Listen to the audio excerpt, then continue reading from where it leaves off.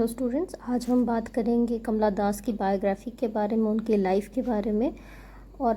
जो उनकी पोएम है माय मदर एट 66, उसमें जो सेंट्रल थीम है उस पोएम का वो क्या है उसको थोड़ा सा डिस्कस करेंगे। अगर उनकी अर्ली लाइफ के बारे में बात करें तो उनका जन्म जो है वो केरला में हुआ था 31 मार्च 1934 को, और उनके फादर का नाम VM नायर था और मदर उनकी बालामी अम्मा थी। उनके फादर जो हैं वो सीनियर ऑफिसर थे वॉल्टफोर्ड ट्रांसपोर्ट कंपनी में, और इसलिए ज़्यादातर बचपन जो है उनका कैलकाटा में ही गुजरा था जहाँ वो रहते थे। उनकी मदर जो है बालामी अम्मा, वो भी बहुत अच्छी राइटर थी और उनका बहुत बड़ा इन्फ्लुएंस जो था वो था कमला दास की राइटिंग के ऊपर। तो यानी कि शी वॉज इन्फ्लुएंस्ड बाय हर। उनका जन्म कंजर्वेटिव नायर फैमिली में हुआ था और 1999 में कमला दास ने अपना जो रिलीजन है वो कन्वर्ट किया था और इस्लाम में कन्वर्ट हो गई थी।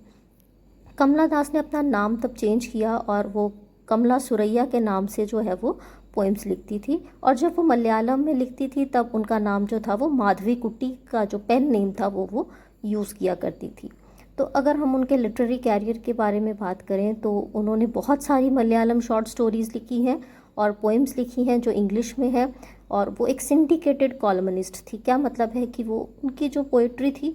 वो सिर्फ एक जर्नल में नहीं आती थी या एक न्यूज़पेपर में नहीं आती थी, बल्कि साइमल्टेनियसली बहुत सारे जर्नल्स और न्यूज़पेपर में लगातार छपती थी, और वो बहुत ही ज़्यादा फेमस थी। उन्होंने कहा था कि फीमेल्स के लिए पोइट्री नहीं है, बट उनके लिए ये बात सूट नहीं करती थी। उनकी जो फर्स्ट बुक थी पोइट्री की वो थी समर इन कैलकाटा, और 42 की एज में उन्होंने अपनी एक ऑटोबायोग्राफी जो है वो पब्लिश की थी जिसका नाम था माई स्टोरी। और वो उनकी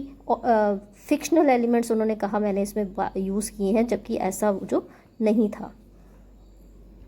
उन्होंने बहुत सारे टॉपिक्स के ऊपर जो है अपनी कविताएं जो हैं वो लिखी थी, इसलिए वो ओरिजिनल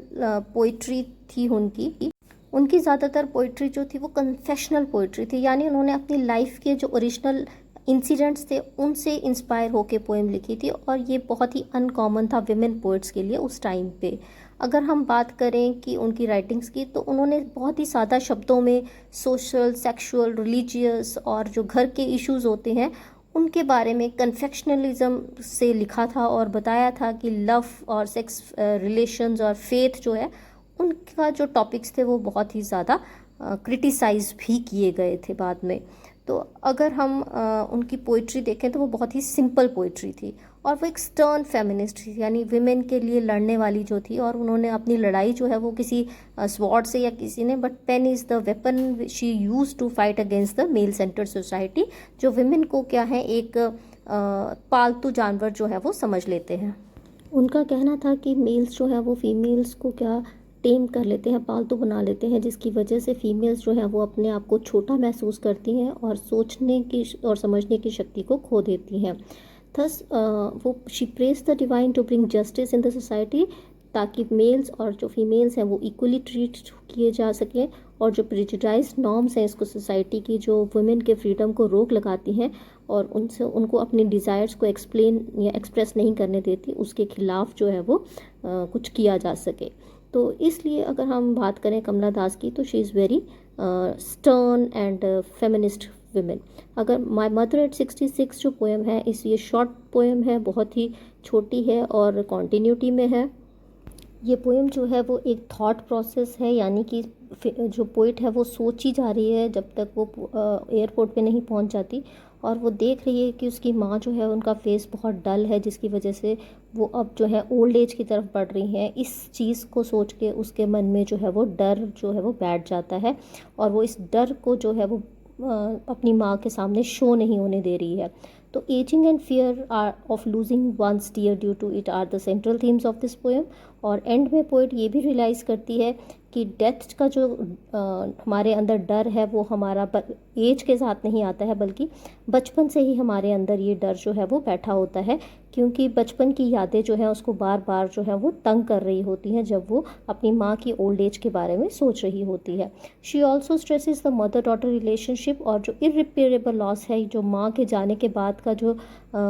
एक कमी होती है जो उसको कोई पूरा नहीं कर सकता, उसको सोच सोच के वो बहुत परेशान और दुखी हो रही होती है और अपनी माँ से इस दुख को वो छुपाने की कोशिश कर रही होती है। इसलिए उसने अपने फेस पे एक फेक स्माइल जो है वो रखी है जब वो अपनी माँ को एयरपोर्ट पे विदा करने आती है, ताकि उसकी माँ को जो है वो दुख ना हो उसे देखकर कि वो दुखी है।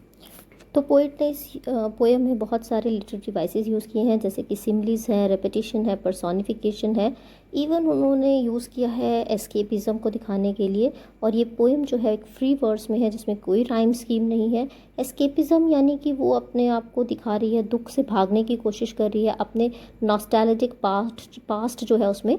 छुपने की कोशिश कर रही है। तो इसलिए ये पोएम जो है वो बहुत ही ज़्यादा इम्पॉर्टेंट है लिटरेरी एस्पेक्ट्स की तरफ से। तो ये है हमारी पोएम माय मदर एट 66 का टेक्स्ट, जो कि आपको प्रोवाइड कर दिया गया है। तो please stay safe, stay healthy till then, good bye and take care.